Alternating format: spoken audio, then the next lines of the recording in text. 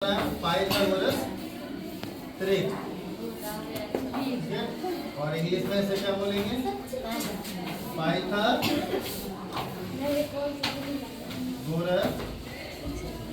Triplet.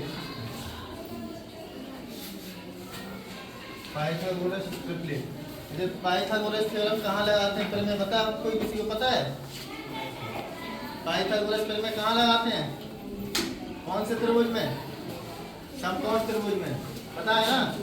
समकोण त्रिभुज किसे कहते हैं बताओ? जिसके किन्हीं दो भुजाओं के बीच कितने डिग्री का कोण बन रहा हो? 90, ठीक है। और ये क्या होता है? इसकी तिरछी वाली लाइन क्या बोलते हैं? इसे विकर्ण, ठीक है। ये क्या होगा इसमें? आधार। और इसे क्या बोलते हैं? लंब।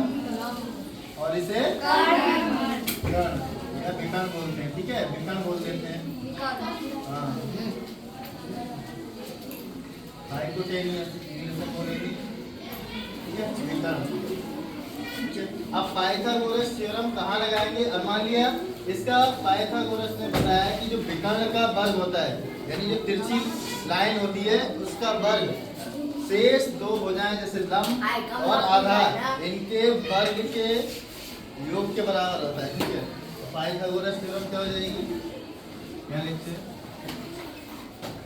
पाइथागोरस में क्या होती है? विकर्ण का वर्ग बराबर आधार का वर्ग प्लस लंब का वर्ग।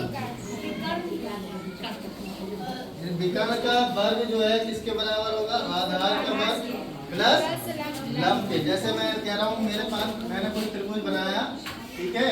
और त्रिभुज को बनाते टाइम मैंने बोला कि 3 सेंटीमीटर इसका लंब, 4 सेंटीमीटर इसका आधार और 5 सेंटीमीटर इसका क्या है? विकर्ण। तो ये बताओ, इसे प्रूव करना है कि ये जो हम विकर्ण क्या लिखेंगे यहाँ पर? किसका वर्ग करेंगे यहाँ पर? किसका वर्ग? 5 का। विकर्ण क्या है उसमें? ए बी सी त्रिभुज में देखो ये क्या है? ये 90 डिग्री का है। तो यहाँ पर देखना है, तो विकर्ण बराबर विकर्ण क्या है उसमें? 5। विकर्ण को बोल रहे हैं ए सी का स्क्वायर बराबर आधार क्या है? आधार BC का वर्ग प्लस AB का वर्ग, ठीक है। इस तरह से अब यहाँ पर इस सब की वैल्यू लगा देते हैं। AC बराबर कितना लिखा हुआ है?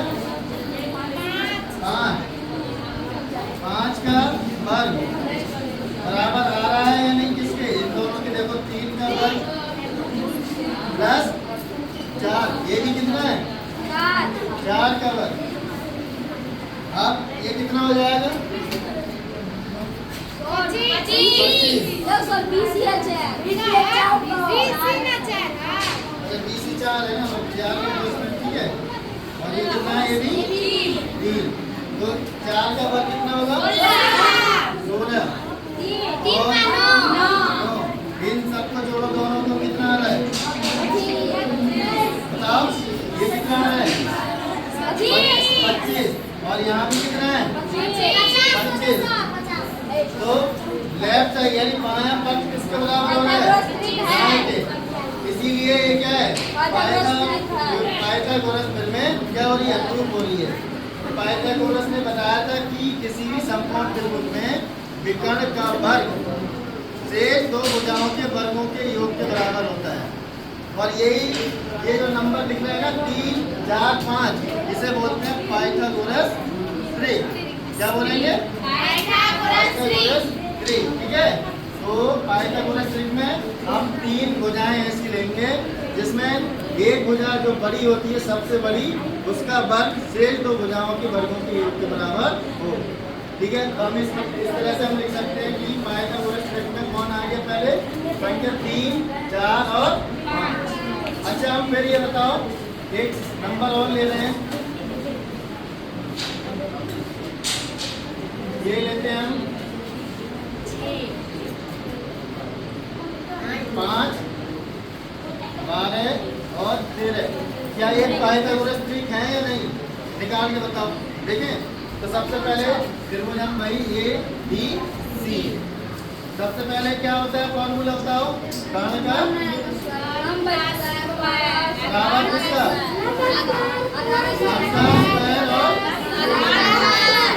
आधार का स्क्वायर। तो कर्ण क्या है इसमें? कर्ण कितना है?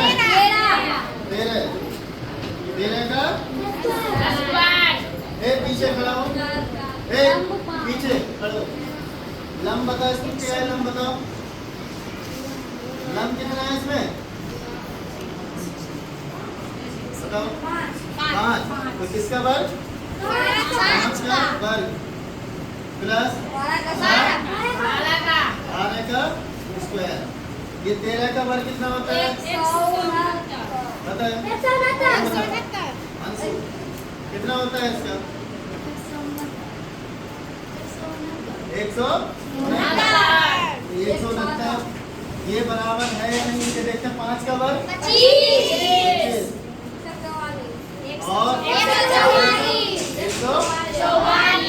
144। क्या ये जो बाएं पक्ष है इसके बराबर हो रहा है या नहीं? ये देखो बताओ। इधर देखो ये कितना 144 और 25 कितना होता है? 169। और इधर भी बायां पक्ष कितना है? और लेफ्ट हैंड साइड बराबर क्या हो रहा है? Right hand side. तो ये भी क्या है? Pythagoras theorem. जैसे यहाँ पर लेफ्ट हैंड साइड बराबर किसके आ रहा है? राइट हैंड साइड के। तो दोनों जब साइड बराबर हो जाती हैं वही क्या वो क्या होता है? वहाँ पर पाइथागोरस फिर से जो है सिद्ध हो जाती है। यानी हमारे पास 3 ऐसी भुजाएं जो सबसे बड़ी भुजा का वर्ग जो है जिसमें शेष 2 भुजाओं की वर्गों के योग के बराबर होता है, उसमें क्या होगा? वो संख्या सारी क्या कहलाएंगी? Pythagoras trick. तो यहाँ पर बताओ नेक्स्ट कौन सी संख्याएं हो गई? भुजा बताओ कौन कौन सी? 5, 12